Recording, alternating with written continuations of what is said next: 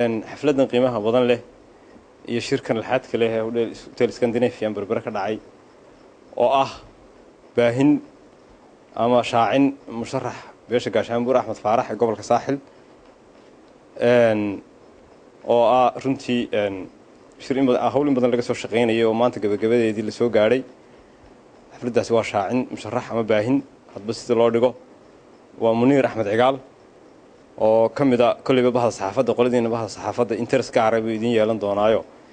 dee ina xildhibaano wasiir waa lahaydeen xildhibaano ina yeelataan oo wali xildhibaanada ay yeelataan de kulli saameyn gaarabay ama issue gaarabay in yeelan doonta marka waxaan ku soo dhaweynayaa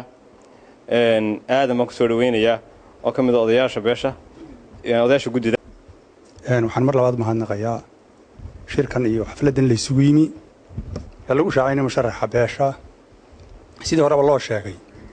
musharaxa beesha gaashaanbuur Axmed Faarax berbera ama gobolka Saaxil kolaha wakiilada caadiga soo socda dilayna gaarsiiyo waxaanu isla garanay tala badan ka bacdi in aanu xubinta ka dhigano Muniir Axmed Cigaal sidii horeba loo sheegay in saxafiya in dhalinyaro ah in runtii aad iyo aad maanta rag qiimaha u leh ku tirsan Muniir Axmed Cigaal waa musharaxa aan isla qaadanay beelahaan ka gobolka Saaxil arintaasi anagu ku hadlay magacayga Baasha Cabdiraxmaan Jaaco kamid ah odayaasha beesha waxaanu halkan ka cadaynaynaa musharaxaasi inuu yahay musharax aanu isla waafaqnay haddii aanu nahay reer Saaxil ama reer Berbera waxaan kaloo halkan fariin uga dirayaa shacbiyadda inta aan halkan nala joogin runtii qusayso waxaanu leenahay musharaxu gobolka Saaxil Muniir Axmed Cigaal weeye waa tala iyo go'aan badan laga soo shaqeeyay waa arrin la isku waafaqay waa arrin aanu u garanay inay xubintaas ahaato xubinta naga buuxin karta hawsha loo diyaar garoobay haddii Ilaahay ka dhigo intaas baan haddii Ilaahay ka dhigo ku soo koobayaa inankana waxaan leeyahay ku soo dhawow Muniir Axmed Cigaal xilka aanu ku dooranay inaad naga buuxiso insha Allah waxaanu Ilaahay ka rajaynaynaa inaad ku guulaysato inaad noqoto mid dalka iyo dadka iyo diinta iyo cidii soo saartayba aad wax ugu qabato adigana Ilaahay kugu asturo Ilaahay kugu guuleeyo ayaana inankana ku soo dhaweynayaa alxamdulilaahi rabbil caalamiin mahad oo dhan Ilaahay iskale aad iyo aad baan idin salaamaya assalaamu calaykum wa rahmatullaahi wa barakaatuh anigoo ah xildhibaan Rashiid Cabdi Haaruun ahana ninka beesha halkan fadhida golaha deegaanka ugu dooratay markii hore waxaan halkan ka cadaynayaa oo cid maqan iyo cid joogtaba u sheegayaa ninka la yiraahdo Muniir Axmed Cigaal inaan u diyaarsanay murashaxa golaha wakiilada ee gobolka Saaxil ee beesha Axmed Faarax berbera iyo gaashaanbuurtiisa aanu sharaxno insha Allah sidaas ayaanu isla qaadanay waxaanan diyaariyo aniga iyo ragga meesha fadhiya wixii naga tala qaataba aan diyaar u ahay inaan ula shaqeeyo sidii wanaagsanayd ee leela shaqeeyay marka anigu aan sharaxnaa insha Allah isna waxaan ku dhiirinayaa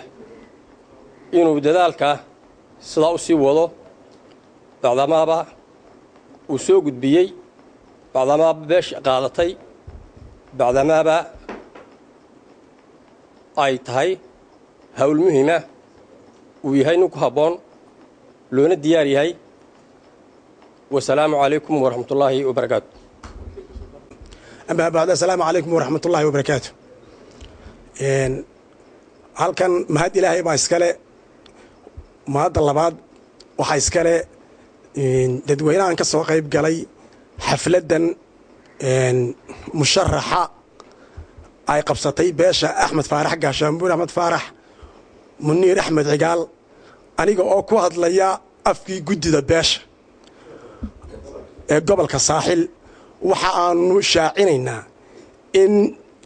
Muniir Axmed Cigaal uu yahay musharaxa gobolka Saaxil ee beesha gaashaanbuur Axmed Faarax oo uu yahay nin u qalma markii aanu ka shirnay markii aanu isla eegnay markii aanu guddi ahaan aanu falanqaynay waxaanu go'aan ku qaadanay annaga oo guddidii beesha ah iyo beeshiiba in aanu ninka Muniir Axmed Cigaal uu noo noqdo musharaxa golaha wakiilada ee jamhuuriyadda somalilan wasalaamu calaykum waraxmatullahi wabarakaatu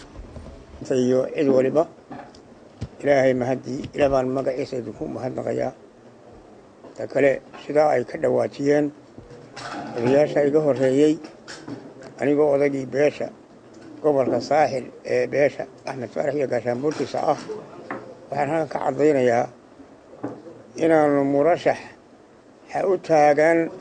doorashada ka dhici doonta dalka sannadka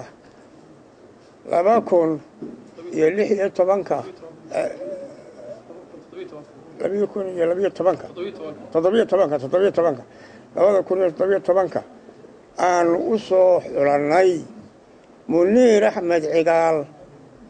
oo nin dhallinyaro ah oo hawlo badan ka soo qabtay dalka ah ilaahay waxaanu ka baryayaa inuu isagana ku asturo oo marka hore ku guulaysto ilaahay inuu ku guuleeyo doorashada ku xiran dadkiisa inuu ku guuleeyo marka dambena ilaahay ku asturo xaalka haddii uu ilaahay ku guuleeyo waxa weeye waa salaamantihiin wasalaamu calaykum waraxmatullahi wabarakaatu bismi illaahi raxmaani iraxiim cuqaasha odayaasha waxgaradka guddida beesha gaashaanbuur axmed faarax ama axmed faarax dawadaag wakiilka suldaanka guud ee beesha deegaanka ama deegaanada gaashaanbuur axmed faarax guud ahaan gaar ahaan uga wakiilka ah gobolka saaxil maxamuud cumar ganacsatada aqoon-yahanka dhammaantiin waxaan ku salaamaya assalaamu calaykum waraxmatullaahi wabarakaatu